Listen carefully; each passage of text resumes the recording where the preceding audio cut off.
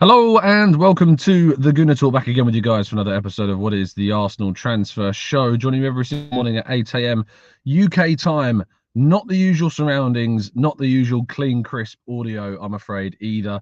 And potentially not the clean, crisp camera that you're used to as well. I should explain for those of you that weren't listening to yesterday's show, I'm currently on holiday once again, the second holiday of my summer break. That's what we do as journalists. We take our holidays when the season isn't running. And for today, or for this week, I'm going to be in the New Forest down in Hampshire, having a lovely time. But in the campsite, all we've got is very poor Wi-Fi and nowhere to do the show other than right here. So currently sitting in my car. Out the corner of my eye, I can see some horses and some deers and lots of people staring at a guy recording a live podcast in a car. So bear with me with that. But this is going to be what it's like for the next week or so. But I'm hoping that you can hear me cleanly and crisply. So do let me know in the chat box as long as you can hear me. That's all that matters. You don't necessarily have to hear me. See me. You definitely need to hear me.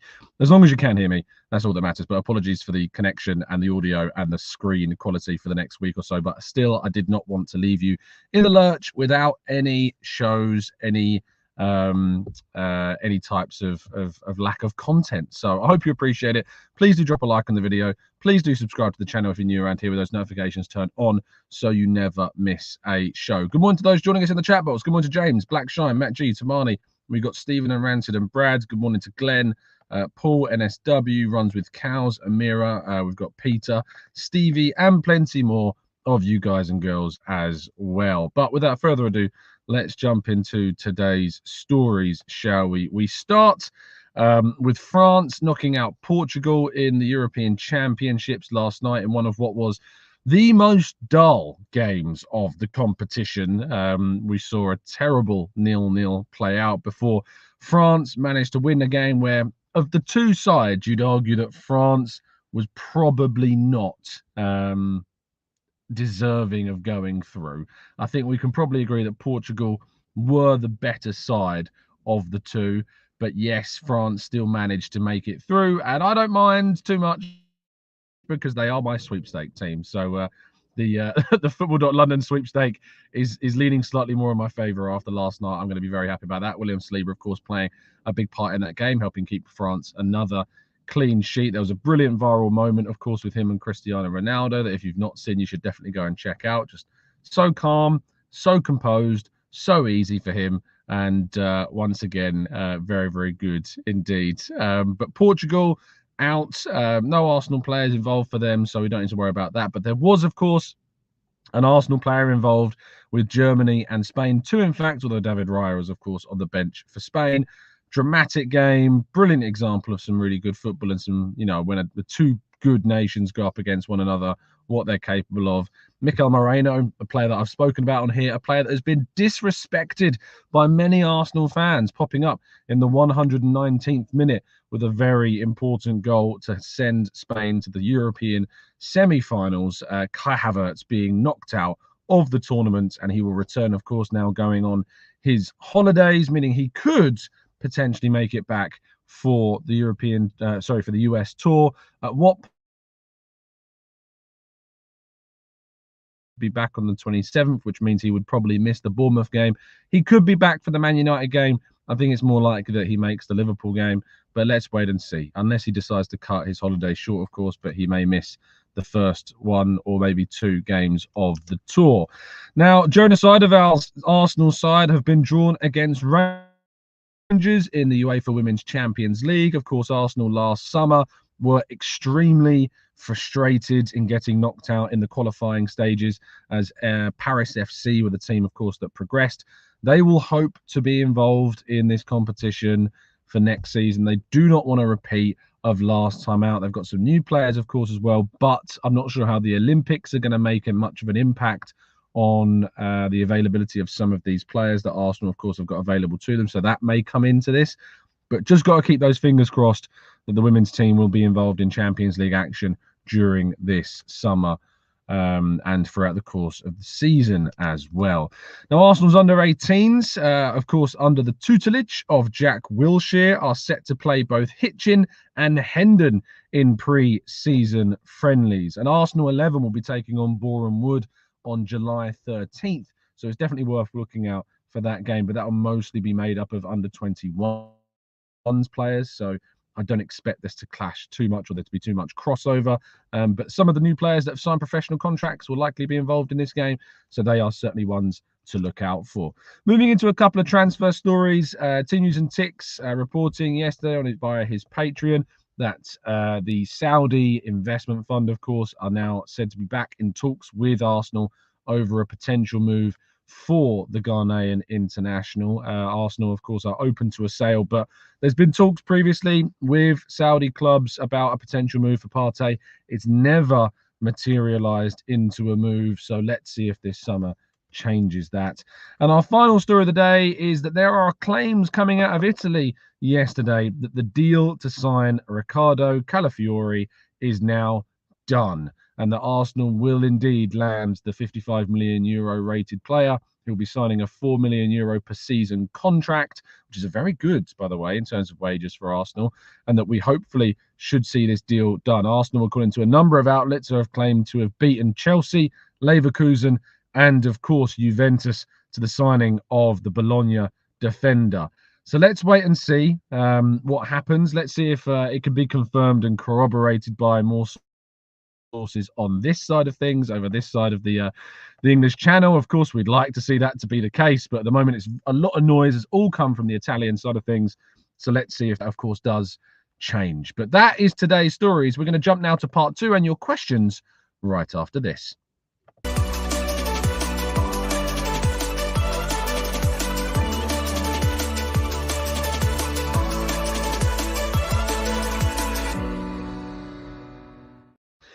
Okay, this is part 2 of the show where we jump into the chat and take some of your questions. Again, for those joining us late and for those wondering why on earth Tom is recording from the inside of a car, I am on holiday at the moment at a campsite. So there is no other way of me doing this show for the next week whatsoever. So yes, please do forgive the connection. Please do forgive the sound differences. Please do forgive it not being the usual surroundings. But again, as always, I don't want to let you down. I don't want you to be without a morning show. So this is the best I've got. I've got a laptop on my knees. I've got a different camera. I've got the microphone set up on the gear pedal. So yeah, this is it's different, but I hope you're appreciative of it. Please do drop a like on the video. And if you can help us reach our 1K every day target on the channel that we always try to reach, that'd be awesome, especially this week. I understand it's going to be difficult with it not being the best of quality, but please do drop a like on the video and please do help us out. Right, let's jump to the chat box for the next 10 to 15 minutes or so, and we'll tackle some of your questions. Of course, I should say the weather last night here was terrible, so in future there may be some background noise of rain, but at the moment it's looking pretty clear. So I'm thankful for that. Drive-through car Tom is back. Yes, Sam. Of course, we did this last summer. So for those that have been watching since last summer, you'll be very much familiar with these surroundings already. Going to Onyx Lens says, are you concerned about Riccardo Calafiori's injury record? No, I'm not. The reason why I'm not concerned about his injury record is obviously he suffered a significant knee injury when he was 17, 18 years of age, which is obviously some years ago now. I think it was 5 years ago he suffered that serious injury. He'd come back from that really, really well. He didn't suffer really any problems last season whatsoever. And the muscle injuries that have kept him out of kind of a string of games in the past have obviously happened again and again, but they're not impacting him currently. He managed to go through the course of last season, as I say, without any injury issues. So hopefully that won't be affecting him too much. And it's not an injury record that would turn me off a player whatsoever. So I'm going to go with no on that regard right now. Zoom in UK says, with Raya and Ramsdale both going deep at the Euros, will this potentially leave us short of keepers for the new season? I don't think so. I think Arsenal will be fine. In regards to when the first Premier League game, it's on August 17th. We do know, of course, that if the European champion Spain get all the way to the final takes place, I think, on the 14th of July. So that gives you more than a month for the players to return before the first game of the Premier League season. So especially for a goalkeeper, I think that'll be absolutely fine. Let's scroll down a little bit more. Kieran says, which starters' minutes will be the most affected by Calafiori's signing? I think the left-back positions. So Zinchenko, Kivior, Tomiyasu, Timber. I think Calafiori is probably most likely to play in that left-sided defensive left-back position. He does like to come out from defence. He does like to distribute the ball. He does like to progress the ball. So all of those things, I think, will potentially lead us to seeing Calafiori playing more so as our left-back. Rich says, Tom, now the Prime Minister is an Arsenal fan, which anti-Spurs law would you have him pass? It's a good question, actually. What anti-Spurs law should we pass? I just realised if I turn my head to this direction where the mic is, it actually sounds a lot better. But I can't sit here and talk to the mic in this direction. I'm gonna go with that Spurs can never be relegated while Arsenal are in the league. And you may think that's backwards, but it's because I always want them in the league to suffer their annual embarrassment.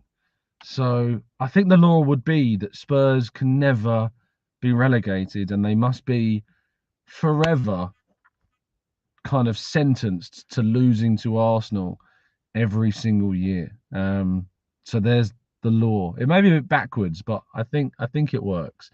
Let's go a little bit further down into the chat box, shall we? Let's go to William says, give the man his 1K every day. Thank you, mate. Sean says, good morning. I really want Kimmich. There's a lot of people that want Kimmich, of course, but it doesn't seem like he is the player that's the German player international that's being hinted at the moment. And Sean says, hey, Tom, who do you think the mystery German target could be? It doesn't seem to be Kimmich. I mentioned on yesterday's show, Bayern Munich have signed a lot of wingers. So just keep an eye out. Maybe Gnabry, maybe Leroy Sané. Maybe they're the two that you should be keeping an eye on. Ramsey says, is Saliba allowed to play with a backpack? I'm asking because his pockets don't seem to have enough space anymore. Absolutely love that. Nick says, does the signing of Calafiori result in Timber going to right back and Ben White shifting to the 6th position? Definitely not the 6th position. I don't know what this obsession is with Arsenal fans always wanting to move their defenders into defensive midfield roles. It's highly unlikely that would ever be the case. I think what's more likely is that Timber is used as a competitor to Ben White. I think we'll probably see him play at right back sometimes. Think about the last game of last season. Timber came on for Ben White in that game. Timber played the last full season with Ajax as a centre half as well, so we know he can play that position. There's a lot that can change. There's a lot that can happen. So I'll be interested to see where it goes and how it goes with this, but I think the most likely thing is that we see rotation, we see change, and we see what Manchester City and Pep Guardiola do, where they pick different defenders for different games. Akanji sometimes at right back, Walker sometimes at right back, Ake sometimes at left back, Gvardiol sometimes at left back. So I think we'll see different combinations for different games, and I look forward to seeing it as well. JP says, Tom, why does no one talk of Dani Olmo for left 8? He's incredible and creative. I do, JP. I've written articles about Dani Olmo. I'd love to see Dani Olmo at Arsenal. I think that if you aren't going to sign and attack him, if you are going to sell, Smith Rowe and Vieira, and you're going to sign an attacking midfielder, Dani Olmo is definitely someone that I would go for. Forward says, I love the New Forest, Tom. Used to visit the Brockenhurst area with my missus back in the day. Enjoy your time. Thank you, mate. I will. We go every single year, so it's always nice to come down here and visit. Sam says, Tom, it's a shame that we lost the women's striker to City. I can't say her name. I don't want to butcher it. Vivian Miedemar, of course, has signed for Manchester City in a frustrating deal for Arsenal, it has to be said. Very frustrating deal. Ugank says, Tom, how many singing signings, that probably is, in your opinion, would we go for in the summer, including Raya? I think there's chance for 4 or 5 signings. I think that's obviously what we've got to try and target. Kieran says, will Calafiori solve Saliba's minutes issues? We'll be able to slot him at left back, allowing Timber to play right back and push White into the centre back position. I think you're absolutely right. I think Saliba will be able to rest and rotate a little bit more by adding Calafiori to the team. Game Shot says, what sum would you sell Thomas Partey for? It feels a little bit like Xhaka before last season. Could be very good to have in the squad, but a reasonable offer would obviously look good in the books. I think that for Thomas Partey, it's somewhere between 15 and 20 million pounds. I'd be hoping to get as much as that.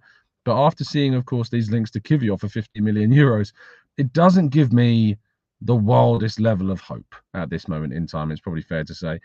Christian says, Tom, could the mystery player be Musiala because he would be a great left-sided 8, or would it be Leroy Sané as a winger? I'd be very doubtful that it's Musiala. I'd be very surprised indeed if it's Musiala. I just think that it's too expensive to bring Musiala into the fold. Let's go. Perry says, do you prefer Evian water or Highland Spring? I don't have a preference, to be honest, mate. It's water. Does the same job, doesn't it? Chris says, Tom, who's the mystery German? Again, we don't know 100% who it is. It could be any of the players that we've mentioned. It could be someone that we're not even talking about at the moment. Abdul says, hey, Tom, 2 questions. Would you take Chiesa for a reported £20 million? Is it a better to sort the player side or the club side when making a signing? I think that Chiesa, of course, has had some real significant injury problems. Very talented. So I would be keen on the guy, but there's question marks about him. I think I'd rather sign like a Leroy Sané or somebody like that. But yeah, we'll wait and see what happens with that. But I think Chiesa is a talented player. I just don't know whether or not he's a player that we would move for. But 20 million seems like a bit of a bargain, to be fair. Owen says, hold on. Owen, spell E-O-I-N. I've seen that before. Owen, goodness me, you are the second Owen in our chat with that name. I'm going to an Owen's wedding later this year with that exact same name, and I thought I'd never ever see an Owen with that name spelt that way. Amazing. Unless, of course, Owen's changed his surname and is entering under a different surname. Interesting. I wonder. But Owen says, hey, Tom, is it possible that we're buying Calafiori because we know that Saliba is going to Real Madrid? No, I don't think so. I don't think you need to worry about that. I certainly am not worrying about that. Arsenal have got him signed up to a long-term contract, and unless Real Madrid came in with an absolutely stupid figure, Arsenal have absolutely no interest in selling William Saliba. Nice hairstyle, says Annie. I mean, this is complete bed hair, to be fair. There's nothing that's going on here. I usually wear my cap in the morning because of the bed hair. I couldn't find it. So I am stuck with this mess this morning, I'm afraid. So yeah, apologies for the bed hair today. So Nicholas says, where are all these mystery German reports coming from? So they've come from a number of places. The first thing was this video that circulated on social media where there was this car salesman. This is peak Arsenal transfer iceberg stuff. This car salesman basically said that they were doing a deal with a player that was moving to Arsenal and that they needed to move their cars across, etc. So that started things off. The next part of this is that I think that Team News and Tix and Charles Watts have discussed this on their show, that there is indeed a mystery German player that Arsenal are trying to keep quiet. So it seems to be coming from numerous places. Yeah, let's see what happens. Troy says Nicholas Füllkrug is the mystery German. It has to be because he's effectively Giroud. He is a very Giroud type of striker, to be fair, as well. Soup says, guessing you've already spoken about who Calafiori is going to replace. I know people are talking about Kivior, but I wonder if it's Tomiyasu.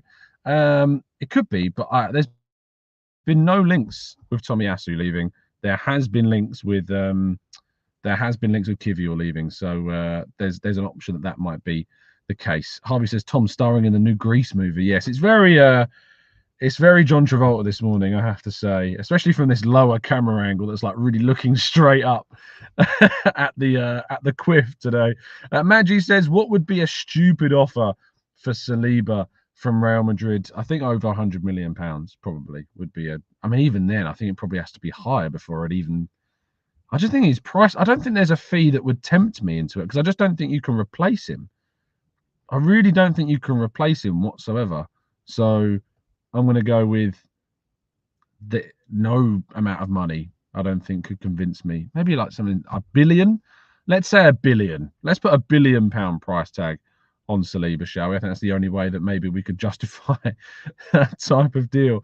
Walking Man says Tomiyasu was a great squad player and brings loads of Japanese fans to the club as well. I don't see him leaving. It's interesting. There is, from a journalist perspective, every single game there's at least 2 or 3 Japanese journalists at every single game watching Tomiyasu play. It's amazing when Asian players sign for Premier League clubs. It draws in so much interest because obviously football is continues to be a growing sport in Asian countries like Japan and Korea, of course, that have got some major players. But also there's other nations now starting to improve. Like China have wanted to do a lot of stuff regarding their football team, and so far it's not really bore fruit. But for a population the size that they've got, you'd think they would do more. Same goes for India, of course, in South Asia as well. And the amount of people in those countries, they just lack the investment at grassroots level at this moment in time. But maybe that will change. Christian says, Tom, what do you make of Arteta's comments on wanting a young striker with a high ceiling? There aren't many out there at the moment besides the ones who have been linked to. Of course, Sesko seemed to be that one. I don't know if he made any specific comments about specifically wanting a young striker. I know that he says he likes investing in youth. He likes bringing in youth. I don't remember reading anything specifically on a striker, being the position in particular he wants a young player in. But there's obviously he wants the continuation of bringing in young players. You want to refresh the squad. You don't want to get into a position like Liverpool have previously where they're rushing to kind of, react to a lot of their aging players in the squad moving on. So there's a lot of reason why Arsenal may indeed do that. But I guess we'll have to wait and see if that changes in the forthcoming weeks. Owen says, which player in the world football do you hypothetically accept in a swap deal for Saliba? And Owen is my real name. I don't doubt it is your real name, mate. It's just I've only ever known one Owen with that spelling. So that's why. And he always used to get called Ian by everybody as well. Regarding the swap deal, I genuinely don't know if there is a defender out there that I'd be in any way open to swapping. I guess you'd have to look at Real Madrid defenders, wouldn't you? And, Rudiger is moving on in terms of age now. Eddie Militao has had significant injury problems. Alaba's had his injury problems as well.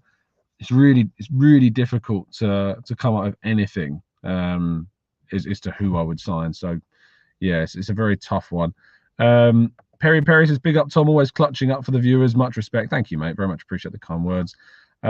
Chris says, we really need to join the multi-club model. It's so important with young signings and young players and loaning them out, and also to develop our Highlanders. I do agree. I think it's here to stay. It's something that's going to be a necessary evil, and Arsenal should not be turning their noses up at a multi-club model. I think it's something that we do need to do. Sam says, what are your plans while you're away, Tom, apart from chilling and great content? Thanks, mate. It's interesting. I don't know if you, like me, are, and for those listening, are somebody that when you go on holiday, there's a place you go like nearly every single year.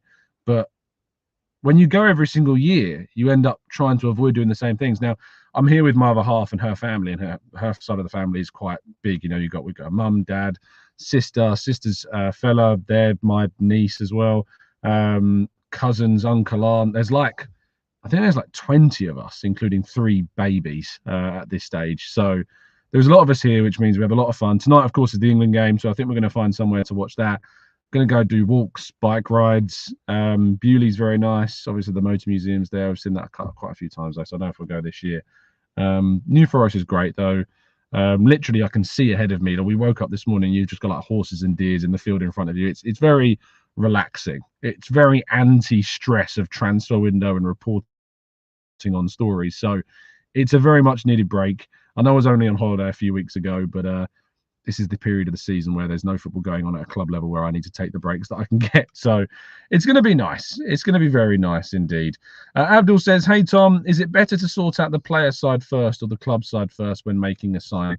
So again, whenever these questions come up, I always like to point you in the direction of James McNicholas, aka Gunner Blog. He did a video explaining how transfers work. It's excellent, and you should definitely check it out. Just type in Gunner Blog, how transfers work into YouTube. Watch that video. What happens a lot is that there's a lot of unofficial things that go on.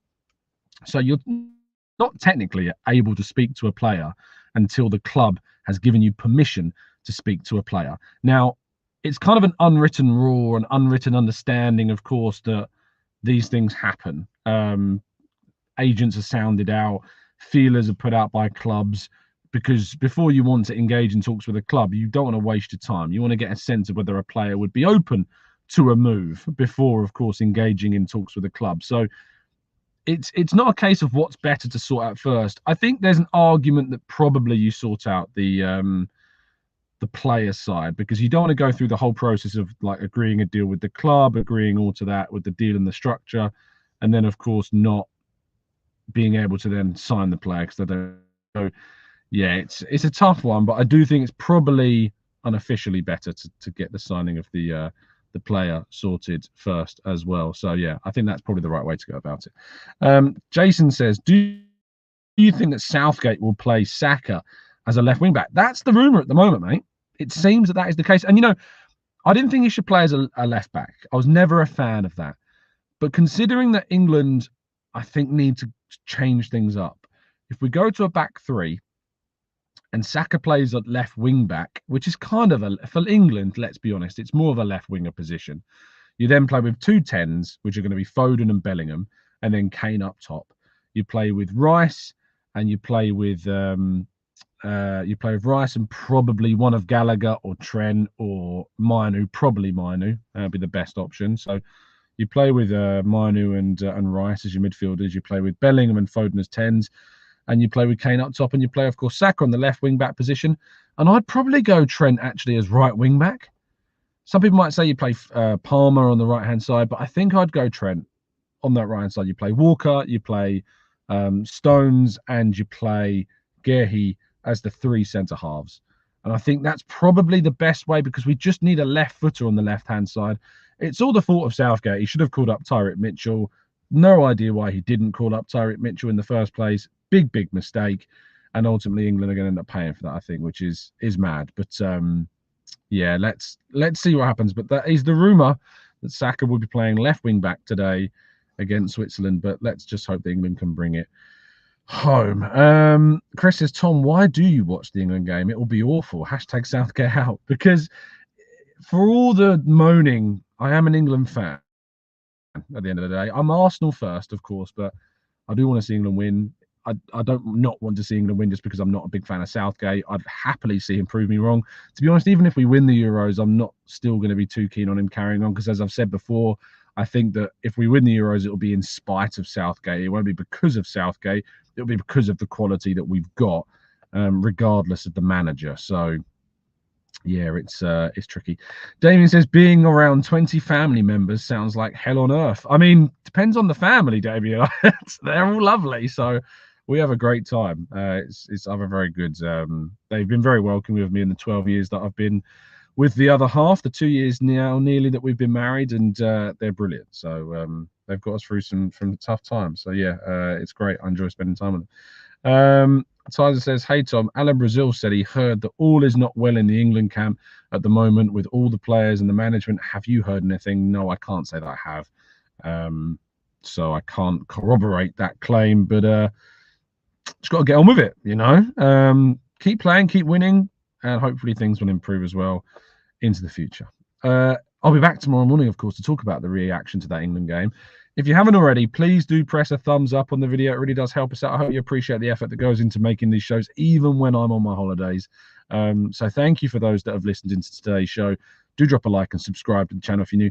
I had Louis let me know this morning that we've reached the 95% of our subscriber target. Of course, we want to try and reach the Emirates Stadium capacity by the end of 2024.